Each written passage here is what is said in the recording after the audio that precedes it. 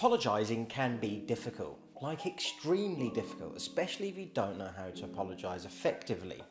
But does it mean that you can escape from apologising? Absolutely not. Definitely not. Stay with me if you want to learn how to apologise.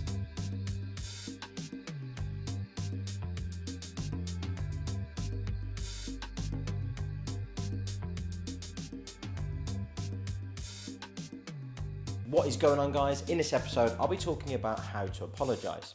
If you're new to the channel and like personal development, then hit that subscribe button, and if at any point you like what you see, give it a like. Apologies will be with you wherever you go. You will have to apologise either at home, work, school, or any other place where you are dealing with humans. Either accidentally or intentionally, you will harm people. And if you have a conscience, you'll probably feel bad, and then will probably feel like you need to say sorry. Saying I'm sorry, especially when you're not at fault though, is an automatic reaction, and chances are you've probably said it a handful of times this week. According to a 2015 poll from research from YouGov, there are approximately 15 British sorries for every 10 American ones. The survey, which polled 1,600 British people and 1,000 Americans, showed a few similarities. 73% of British people would apologise for interrupting someone, compared to the 71% of Americans, and then doing a favour for someone but getting it wrong. 60% of British people said they'd apologise, compared to the 58% of Americans. So those stats really just to give you a little perspective on how much we apologise as a race. And there's nothing wrong with that, but what is wrong is when you don't really mean it and it's just being said for argument's sake. Let's quickly break it down. An apology is an action you do after you are guilty of your action or behaviour, or you accept responsibility for hurting others' feelings. And it mainly serves four purposes. One is washing away your guilt. It can heal the pain of the person you have hurt, repairs damage in a relationship, and initiates a line of communication with the other person.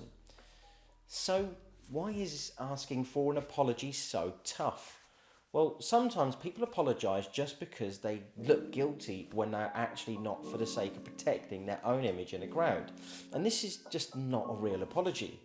We also sometimes seek a fake apology to settle a situation when we are actually not sorry. We use phrases like, I am sorry, but, or if I hurt you, I am sorry. The word if indicates here that you are still not owning your fault. So why is it hard to accept your misconduct and seek an apology? Well, a lot of it comes down to self-esteem. It does not allow us to say sorry. And we think that if we are asking for an apology, we are giving control or power to the one we offended, due to which our own self-esteem then suffers. We see ourselves imperfect or inadequate, which of course no one wants when we're attempting to say sorry. We think that we are protecting our ego by not seeking apologies, but actually we are leaning ourselves towards extreme guilt, which then leads to self-hate in some instances. And secondly, if you're asking for an apology, it should be because you want to stabilise the emotional imbalance of the person you hurt. So the main character of an apology should be the other person, not you. Generally, if you ask a person, why are you apologising, you'll hear that it is the responsible thing to do, or because I did something wrong. So where is the other person in this scenario? Do you see where I'm going with this? A lot of the time we're thinking about ourselves and not actually having that empathy for the other person. This apology has absolutely nothing to do with the other person. I would rather someone not even apologise unless they sincerely mean it. Just because I'm here saying all this though, does not mean I am any kind of saint. I've had my fair share of times I should have apologised in the past and I've not done so. So the first step you want to be doing is you want to admit and own your mistake. Your apology will sound sincere when you start seeing your mistakes as a mistake. Apologising just because you want to settle a situation or to protect your image is just not the way to go. Admit responsibility and acknowledge your wrong behaviour. For this purpose, start seeing from the other person's perspective you wronged and imagine how it felt. Bruce Lee once said, "Mistakes are always forgivable if one has the courage to admit them." When you are sorry, mean it. Frederick Willem de Klerk, former state president of South Africa, once said, "Deep regret goes further than just saying you are sorry. Deep regret says that if I could turn the clock back and if I could do anything about it, I would have liked to have avoided this."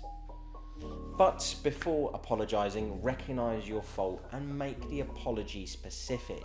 For instance, say, "I am sorry, I ignored the conversation with you yesterday." It'll show that you really understand what you did wrong. So always speak from the heart and make the apology sincere. Choose the timing carefully. A person might need time to heal wounds, but you shouldn't let grievances take root in the heart. Speak up if you are sorry for something you've done, and let them know that you are ready to discuss it when they are. Take responsibility for your actions. Don't be defensive and don't look for excuses and explanations. The message, "I take responsibility for being angry and hurting you yesterday," is coherent and direct. Forget about using any buts, avoiding using ifs, thens, because. Instead, keep your apology straight and simple. The manner is also important. Make sure that your body language expresses what you feel. Always apologise in person, make eye contact, keep arms uncrossed, put away your phone and focus on the person. These clues will help show that you really want to rebuild trust. An apology cannot change what has been done, but it can help to ease the tension and relieve stress. Apologising gives hope for rebuilding.